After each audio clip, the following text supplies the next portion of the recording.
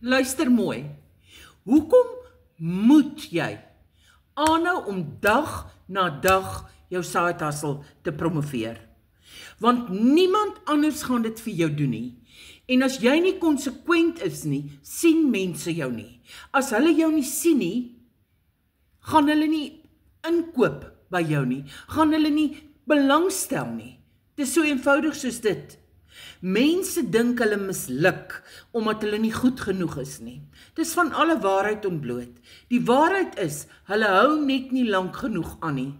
Jou side hustle groei nie van een video, een post of een week se werk nie. Nee, dit groei van konsekwentheid, van elke dag op dag, selfs wanneer jy moeg is of twyfel. Onthou, mense kyk eers vir weke voordat hulle jou vertrou. Mense toets jou energie, jou vasbyt, jou geloof in jou eie produk. En elke keer wanneer jy 'n video maak, 'n post doen, 'n storie vertel, bou jy daai vertroue. Wanneer jy ophou, dink mense, sy is seker reeds klaar.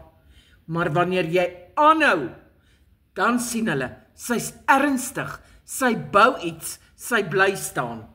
En dis waar die magic begin. Eers stadig, dan vinnig, en skielik verander jou lewe en jou inkomste. Aanhou promoveer, aanhou wys, aanhou praat, want die dag wat jy stop, verloor jy momentum. Maar die dag wat jy aanhou, dan wen jy.